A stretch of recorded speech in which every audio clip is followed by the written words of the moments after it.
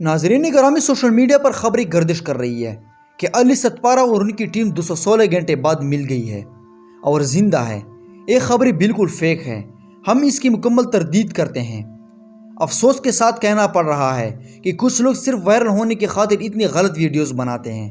آپ لوگوں سے درخواست ہے کہ اگر ایسی غیر تصدیق شدہ اور جعلی خبریں دیکھیں تو بالکل شیئر نہ کریں۔ علی صدپارہ اور ان کی ٹیم تاحال لاپتہ ہے۔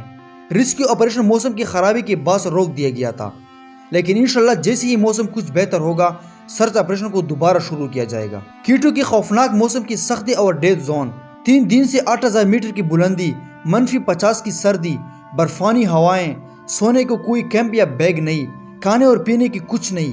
اب کوئی امید باقی نہیں ہے، لیکن دل تسلیم نہیں کر رہا، دل شدید دکھ رہا ہے۔ ہمارا سب سے بڑا کوئی پیماں محمد علی صدپارہ اس بے بسی سے چلا جائے گا۔ ساجد صدپارہ کے مطابق ان کے والد اور دوسرے ساتھیوں کے بچنے کے چانسز ختم ہو چکے ہیں، البتہ ڈیڈ باڈی ریکور کی جائیں۔ لیکن ایک بات جو دل کہتا ہے کہ کوئی ایک گرا ہوگا اور اسے بچانے کے لیے باقیوں نے اپنی زندگی داؤ پر لگا دی ہوگی۔ شاید وہ محمد علی صدپارہ مہمانوں کو بچاتے ہوئے خود بھی موت کی وادی میں کود گئے ہوں گے۔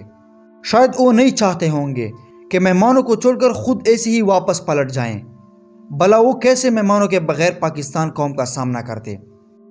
کاش ارتغال کی طرح اے بھی بعد میں واپس آ جائیں، جیسے اسے گھر والے بھی مردہ سمجھ کر اسے بھول جاتے ہیں۔ شاید آج یہ حقیقت میں ایسا ہو جائے۔ محمد علی صدپارہ کا وہ جملہ اب بھی یاد ہے جو انہوں نے ایک تربیتی کیمپ میں بتا رہا تھا کہ پہاڑوں میں کہیں کھو جاؤ تو اتنی ہمت ہونی چاہیے کہ کچھ دن پہاڑ میں گھر بنا کر زندہ رہ سکو۔ جلد ہمت ہارنے والے منزل کو نہیں پاتے۔ اب میں کیسے مان لوں کہ جس کے اپنے حوصلے کیٹو سے بلند تھے اس نے ہار مان لیا ہوگا۔ عاشقوں کے ارادے پہاڑوں سے بلند ہوتے ہیں، وہ مشکلات اور آزمائشوں کا سینہ چیر کے اپنے عشق کو پا لیتے ہیں۔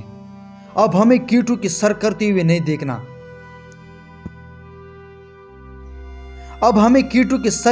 دیکھنا، اے علی صدپارہ بس تم لوٹ آؤ۔ دوستو، امید کرتا ہوں کہ آپ کو ہماری ویڈیو اچھی لگی ہوگی۔ اگر ویڈیو اچھی لگی تو ویڈیو کو لازمی لائک کریں اور چینل کو ضرور سبسکرائب کریں۔ So thanks for watching my video.